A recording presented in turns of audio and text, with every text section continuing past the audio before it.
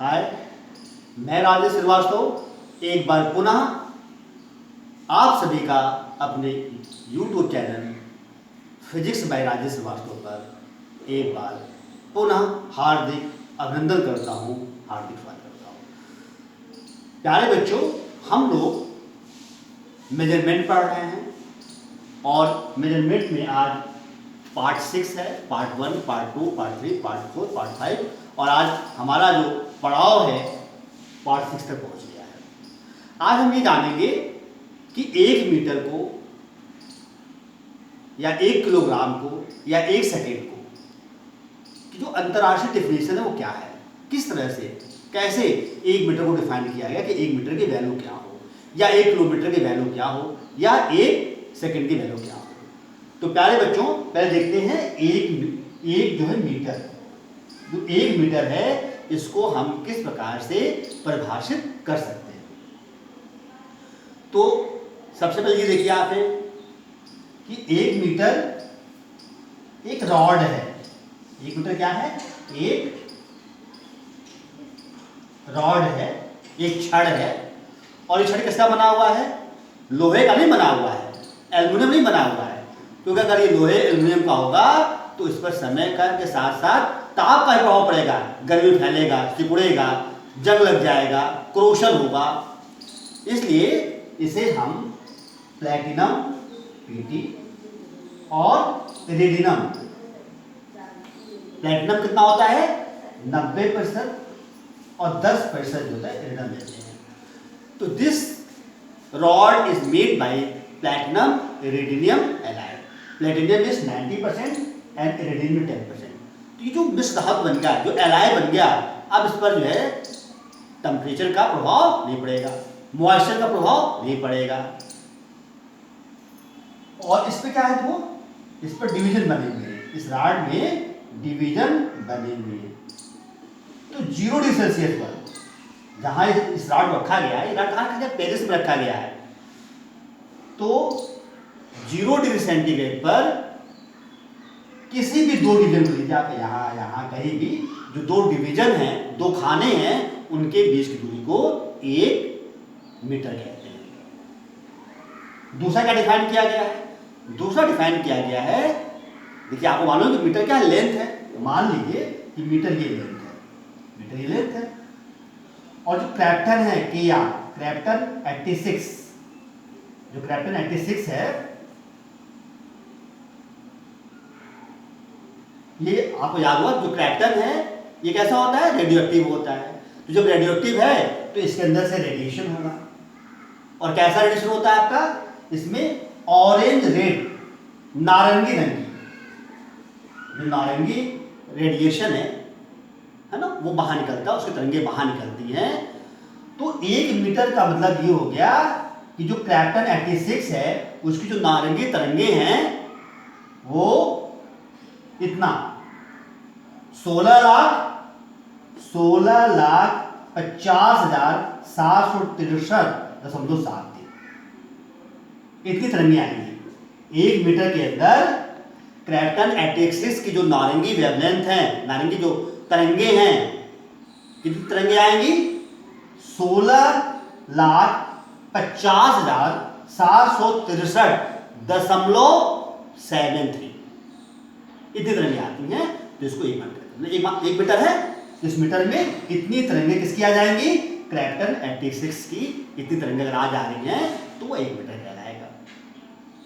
चलिए अब हम बात करते हैं कि 1 केजी को कैसे डिफाइन किया गया, जो 1 केजी है इसको कैसे डिफाइन किया गया। तो 1 केजी को डिफाइन करने के लिए देखिए, फिर हम एक रॉड लेते हैं, एक रॉड का एक हम जो है सिलेंडर लेते हैं। एक हम लोगों ने बेलन ले लिया है, एक बेलन लिया है, और जो बेलन लिया गया है ये भी किसका बना हुआ है? प्लैटिनियम और इरिडियम बना हुआ है। प्लैटिनियम 90% और इरिडियम 10%। इस बेलन की जो त्रिज्या है, रेडियस है, वो 29 मिलीमीटर है और इसकी जो ऊंचाई है वो भी 29 मिलीमीटर है। तो एक आपको लेना है किसका? प्लैटिनियम इरिडियम मिश्र धातु का बना हुआ है बेलन लेना है, सिलेंडर लेना है, जिसकी ऊंचाई 29 metre and radius is 29 meter. So we are taken a cylinder made by platinum and iridium. Its height is 29 mm and its radius is 29 mm. इस सिलेंडर की, इस बेलन की का जितना मास होगा, जितना द्रव्यमान होगा, उसे 1 किलोग्राम कहते हैं। दूसरा क्या है? दूसरा ये है कि आप कार्बन, जो कार्बन है, कार्बन 12 जो है उसके 5.0188 इंटू 10⁻25 एटम। कार्बन का 5.0188 इंटू 10⁻25 5.0188 इंटू 10⁻25 एटम ले लीजिए। कार्बन के 5.0188 इंटू 10⁻25 एटम लीजिए। इतने एटम का जो वेट होगा, जो मास होगा, उसे कहेंगे 1 kg। तीसरी परिभाषा क्या है कि आप 1 लीटर वाटर लीजिए, आप 1 लीटर वाटर लीजिए और 4 डिग्री सेल्सियस पर, क्योंकि आपको याद होगा कि वाटर का बड़ा एबनॉर्मल लेवल होता है, असमान व्यवहार होता है, इसलिए 4 डिग्री लिया गया है। तो 4 डिग्री सेल्सियस पर 1 लीटर जो वाटर है उसका जो मास होगा, जितना मास होगा, उसे हम लोग 1 kg कहते हैं। तो क्या देखा आपने कि आपके पास एक बेलन है जो प्लैटिनियम और इरिडियम का बना हुआ है, उसकी ऊंचाई 29 mm है, उसकी जो है रेडियस 29 है, इसका जो वेट होगा उसको 1 kg कहेंगे। या फिर आप कार्बन के 5.0188 इंटू 10⁻25 एटम ले लीजिए, उसका जो मास होगा उसे 1 kg कहेंगे। या फिर 1 लीटर वाटर लीजिए और 4 डिग्री सेल्सियस पर, मतलब 4 डिग्री सेल्सियस पर you are taken 1 litre water at 4 degree Celsius and their mass is known as 1 kg। मतलब 4 डिग्री सेल्सियस पर 1 लीटर वाटर लीजिए, उस वाटर का जो मास होगा उसे आप 1 kg कहेंगे। अब देखिए, ये अंतरराष्ट्रीय परिभाषा है। अब देखिए कुछ यूनिट्स होती हैं, जैसे मीट्रिक टन। 1 मीट्रिक टन में क्या होता है? 10⁻3। 1 क्विंटल में कितना होता है? 10⁻2 kg। 1 AME जो होता है एटॉमिक मास यूनिट, इसमें क्या होता है? देखो, इसका जो वैल्यू होती है 1.66 इंटू 10⁻⁻27 kg। 1 ग्राम 10⁻³ kg, 1 मिलीग्राम 10⁻³ ग्राम या 10⁻6 kg। और देखिए मास का ये आपकी यूनिट्स हो गई। अब ऐसे ही जो है मीटर हो गया, 1 मीटर को डिफाइन कर लिया गया, 1 kg को डिफाइन कर लिया गया। अब डिफाइन करते हैं 1 सेकेंड को। भाई 1 सेकेंड किसको कहते हैं? किस वैल्यू को 1 सेकेंड हम कहेंगे कि? तो देखिए 1 सेकेंड जो होता है, आप लेना है एटॉमिक क्लॉक। आप जो है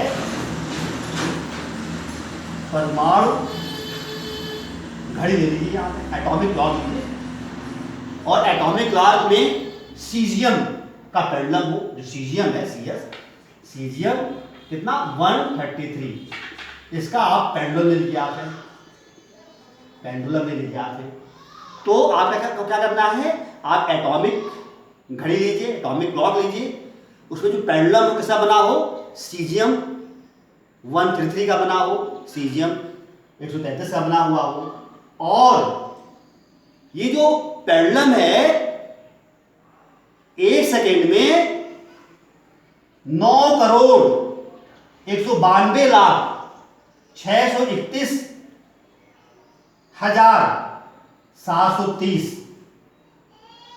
मतलब 99192631770 इतनी बार कंपन करेगा 1 सेकंड होगा। तो मतलब क्या हो गया आपका कि 1 सेकंड में जो एटॉमिक क्लॉक है, परमाणु घड़ी है, उसमें सीजियम का जो पेंडुलम है वो इतनी बार कंपन करता है। कितनी बार? 91926311770 इतनी बार कंपन करता है, इतनी बार वो वाइब्रेट करता है। तो उसको हम 1 सेकेंड कहते हैं। अब देखते हैं सेकेंड की कौन कौन सी और यूनिट्स हैं। देखिए 1 मिली सेकेंड कितना होता है 10⁻³ second. 1 micro second 10⁻⁶ second. 1 pico second 10⁻⁻12 second. और देखिए सेकेंड समय का एक बहुत ही खास मात्रक है जिसे आप अब तक नहीं जानते होंगे, उसको समझ लीजिए। One shake. देखिए shake is also the unit of time. जो वन शेक है टाइम यूनिट होती है और कितना होता है 10⁻⁸ सेकेंड। तो एक शेक में कितना होता है 1 शेक इक्वल टू 10⁻⁸ सेकेंड।